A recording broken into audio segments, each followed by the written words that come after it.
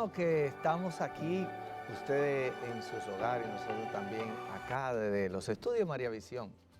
Y estamos desarrollando desde el Rincón de la Fe un taller que se titula, ¿verdad? Se buscan intercesores. Dios necesita, como decíamos en otro segmento, de intercesores que realmente respondan a ese llamado. Me encanta esa imagen que proyectamos aquí en pantalla, porque aparece la figura de un Sherlock Holmes con una lupa. Y así Dios va buscando personas que tengan ese corazón dispuesto para orar, dispuesto para escuchar su voz. Por lo tanto, el intercesor necesita darle esa respuesta a Dios. Me encanta esa canción que dice, Dios necesita de ti, mucho más de lo que puedas imaginar. Necesita de ti, necesita de tu vida, de tu corazón, de tu tiempo, porque son tiempos difíciles, tiempos muy difíciles en que podemos hacer mover el corazón de Dios. Dios siempre ha contado o ha necesitado de personas que de la tierra intercedan. Y mucha gente me dice, pero ¿por qué Dios no actúa si Dios sabe que tenemos necesidad? Bueno, Dios no actúa porque me encanta esa frase que decía San Agustín, dice, el Dios que te crea sin tu permiso no te salva sin tu permiso. Es decir, Dios dentro de ese plan de libertad del hombre respeta la libertad. Y aunque lo puede hacer, pero necesita que el hombre clame a Dios, que el hombre vuelva a Dios. Y la intercesión es respuesta. Yo recuerdo en el año creo que fue 2000, nos reunimos un grupo de intercesores a orar durante toda una semana. Sí, durante toda una semana. Compartíamos la palabra y orábamos. Y el último día el Señor nos dio palabras proféticas de cosas que iban a ocurrir. Y recuerdo que nos hacía advertencia de violencia que venían al mundo entero. Decía, vendrán sacudidas, no guerras muy fuertes, pero sí golpes que afectarán y comenzarán en esta nación. Crisis económica, destrucción en la familia, la violencia aumentará y definitivamente afectará a las escuelas, comenzando, yo recuerdo muy claro que decía, comenzando por Colorado. Y después que pasó lo de septiembre 11, que pasaron unos años después, yo decía, el Señor nos estaba hablando de algo que iba a ocurrir. El Señor nos estaba previniendo de cambios que iban a venir. Y de verdaderamente lo que el Señor nos advertía era que estos cambios iban a crear inseguridades, persecuciones, guerras, y el mundo ha estado en guerra, no solamente físicamente de ejércitos países a países o entre países, sino en el corazón del hombre. Por eso vemos una degeneración tan aberrante. Un día le preguntaba a un gran amigo, un sacerdote que se llamaba el padre Emiliano Tardif, y yo le decía, padre, ¿y qué pasa? ¿Por qué tantas cosas? Y él me decía, estamos en los últimos tiempos. Es decir, no es que se está acabando el mundo, sino estamos esperando la segunda venida del Señor, la segunda parucía, y su pueblo tiene que recurrir a Dios. ¿Para qué? Para que Dios siempre manifieste esa misericordia en cada uno de nosotros. Esa es la verdadera misericordia, compadecerse del que sufre, del que llora. Y si tú, que has tenido un encuentro de ojos abiertos y corazón palpitante con Jesús, te sientes en ese llamado, te invito a orar cada día, a clamar a Dios por lo que estás haciendo. Bueno, este segmento que vamos a titular hoy se titula o se llama ¿Qué no es oración de intercesión? Sabemos lo que es oración de intercesión, ¿verdad? Pero ¿qué no es oración de intercesión?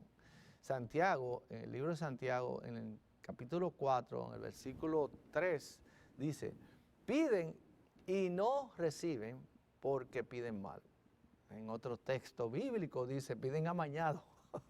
Es decir, amañado quiere decir que cada quien nada más buscando lo suyo. En la vida de fe no podemos nosotros ser egoístas. Muchos de los errores que cometemos como servidores de Dios, como cristianos, como nacidos de nuevo, es que siempre estamos buscando el beneficio personal. Dios no busca el beneficio personal para él. Dios busca la salvación del hombre completo. Salvar quiere decir sanar, levantar, reconstruir. Y Dios quiere que todos los hombres se salven. Por eso es necesario el intercesor. A veces uno escucha hablar de la oración de intercesión, pero no siempre se hace referencia al mismo significado. La oración de intercesor es cuando alguien se coloca en la brecha. La brecha, sí. La brecha es el espacio que hay entre dos lugares. ¿Cuál es la brecha? Entre la tierra y el cielo.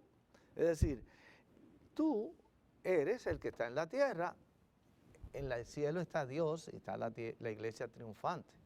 La iglesia caminante le toca orar. A la iglesia caminante le toca arrodillarse, levantar sus brazos en todo tiempo y en todo momento, y nunca se bajan los brazos. Siempre se mantienen los brazos levantados para que Dios se manifieste, Dios se revele. Dios se revele. ¿Cómo se revela Dios? Con su misericordia, con su compasión. Hay muchas formas en que Dios va levantando grupos de intercesores, muchas maneras.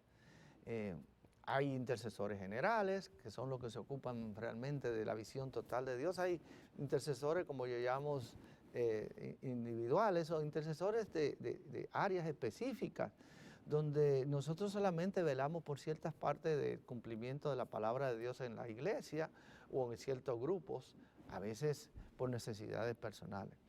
Pero en realidad no podemos solamente tener la visión personal ilimitada que nos da nuestra propia visión humana. Tenemos que mirar con todo el espectro completo de lo que Dios quiere hacer.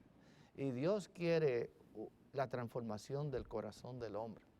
Por eso necesitamos orar. Para que todos estos esfuerzos que se hacen, ya sea a través de la tecnología, la televisión, los grupos de oración, los ministerios, los retiros, los congresos, eso vaya calando en los corazones de los seres humanos. Por lo tanto, la intercesión es diferente en el sentido de que la intercesión es abarcando cada aspecto de la vida del ser humano, pero de la visión de Dios. Ahora, yo quisiera como detenerme un poco a aclarar qué no es intercesión, qué no es una oración de intercesión. Porque muchas veces la gente se confunde. Vamos entonces a mirar y hablar esto de qué no es la oración de intercesión. Y lo pueden seguir a través de ese resumen que he puesto ahí en la pantalla.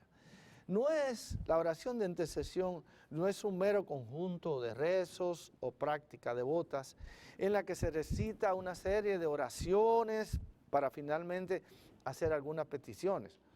Una intercesión no es una simple recitación mecánica o memorizada de oraciones hechas. Es decir, hay personas que está bien, oramos y hacemos ciertas novenas o rosarios. No estoy diciendo que no se deben de hacer, pero también tenemos que poner nuestro corazón en esta práctica de la oración, en esta experiencia de la oración. Tenemos que poner nuestro sentimiento, como decíamos en otros temas anteriores. Tenemos que poner nuestra disposición en nuestro sufrimiento. Hay momentos en que yo estoy orando y el Espíritu de Dios me hace gemir con el dolor de Dios, pero también el dolor del grupo que está ahí. A veces estamos en congreso y uno siente un dolor, un sufrimiento, y comenzamos a orar para que el Señor vaya sanando los corazones de tantas personas que se encuentran heridas. Y créanme que cuando comenzamos a orar de esa manera, los frutos se empiezan a ver. Y empieza la gente a gemir, la gente empieza a ser transformada, no por solamente el canto o la oración, sino porque el peso del amor de Dios comienza a caer en esos corazones. Eso yo creo que es quizás lo más importante en un ministerio de intercesión, hacer que el peso del amor de Dios caiga sobre todas las personas. Y a veces ese peso del amor de Dios hace que algunas personas descansen en el Espíritu. Descansar en el Espíritu no es tirarse al piso, como muchas veces confunden. Es cuando el peso del amor de Dios cae sobre cada persona, sobre cada ser humano ahí presente. Por eso, la intercesión no es un conjunto, viendo en nuestro resumen, de rezos o prácticas devotas, ni tampoco lo que se recita, ¿verdad?, como un seguimiento continuo o ensayado. Es realmente cuando el corazón del hombre deja que el peso del amor de Dios caiga en el corazón de ese intercesor para clamar juntos por la necesidad de ese pueblo. Tampoco la intercesión no es orar, no es una serie de peticiones en la que se pone como centro las propias necesidades o deseos. Eso puede ser el mejor de los casos si está bien hecha, una oración de petición, o el peor de los casos. Puede ser una simple expresión de egoísmo. La intercesión entonces, una oración desinteresada. ¿Desinteresada por quién? Por las necesidades de los demás. Véalo ahí en la pantalla, mírenlo en resumen. Es interceder por las necesidades, pero también por los deseos de los demás. Eso es importante. La intercesión también, como es desinteresada por la necesidad de los demás, entonces uno empieza a experimentar el dolor de los demás. Y por eso no se identifica con la realización de sacrificios para que Dios nos conceda un favor, para que Dios me escuche, para yo merecer el favor divino. No, no es así. Podemos exponernos a oír la palabra de Dios, por ejemplo, como nos dice al pueblo de Israel en Oseas 6:6, dice: yo quiero amor, no sacrificio, conocimiento de Dios más que holocausto. Quiere decir esto algo importante. Mire, hay personas que dicen: ay, yo me voy a ir desde la entrada de la basílica hasta donde está expuesta la Virgen. Eso está bien, no está mal. Pero no solamente eso. Hágalo porque usted ama a Dios, no porque usted quiere lograr un beneficio. Por eso decía, es una actitud egoísta. Cuando oramos, oremos por agradar a Dios, por sanar el corazón de Dios. Mire, voy a decir una frase que me viene al corazón ahora muy clara. El corazón del intercesor es el hospital donde Jesús viene a descansar de todo el desprecio y rechazo que le hacemos los seres humanos. O yo, como le dije, escuchó lo que dije claramente. Tu corazón de intercesor tiene que convertirse en el hospital donde Jesús viene a descansar, donde Jesús viene a traer todo el sufrimiento que nosotros los seres humanos le causamos con nuestro desprecio, con nuestros rechazos, con nuestras acciones, con nuestros pecados. Y ahí el corazón del intercesor recibe ese sufrimiento de Jesús. Por eso a veces se convierte en una carga que muchas veces nosotros no sabemos ni por qué nos sentimos así. A veces estoy en los programas, a veces estoy con Carmelita o con Ingrid en el programa, y una de ellas siente y me dice: siento mucha tristeza, y nos miramos los tres y nos damos cuenta que eso no viene de nosotros, que no son sentimientos humanos, es el dolor de las personas que están del otro lado de la pantalla, que el Espíritu de Dios nos trae a nuestro espíritu para experimentar el dolor de los demás. Por lo tanto, eso digo, el corazón tuyo como intercesor es ese hospital donde Jesús viene a descansar. Volvemos entonces a nuestra imagen y miremos lo que nos dice también este resumen que he traído para ustedes. Nadie puede interceder porque quiere merecerse algo, ¿no? El interceder no es algo meramente humano, no es algo meramente humano. El interceder tampoco es para ganarnos algo. Mírenlo en otro resumen que presento sobre lo que no es intercesor. No es algo meramente humano la intercesión, es espiritual. Y algo que quiero decir, la intercesión no es el último recurso, debe ser el primero. Hay personas que me dicen: oh, lo único que nos toca es orar a Dios. No, todo lo contrario. Lo primero que debemos hacer es orar. Orar en todo tiempo, orar en todo momento. ¿Qué le dijo Jesús a los discípulos? Cuando se fue a orar, a interceder, antecedería, Jesús veía todo el dolor que venía sobre él, todo el sufrimiento que le íbamos a causar como seres humanos, el desprecio, el abandono de sus discípulos. Los discípulos mismos los que lo abandonaron, incluyendo Pedro que lo negó. Jesús en ese clamor, ¿verdad?, volvió donde ellos, y ¿cómo lo encontró? Lo encontró dormido. Y Jesús lo despertó y le dijo, oren, oren para que no caigan en tentación, oren, oren en todo tiempo, en todo momento. ¿Y qué pasó? Que Jesús vuelve y lo encuentra de nuevamente durmiendo. Yo creo que en cierta parte de la iglesia hay personas así, que están durmiendo. Debemos estar despiertos, alerta, porque dice San Pedro que Satanás anda como león rugiente buscando a quien devorar. Y miremos los hechos, miremos a nuestro alrededor y nos daremos cuenta que constantemente Satanás vive dando sus salpazos, destruyendo familias, naciones, hogares.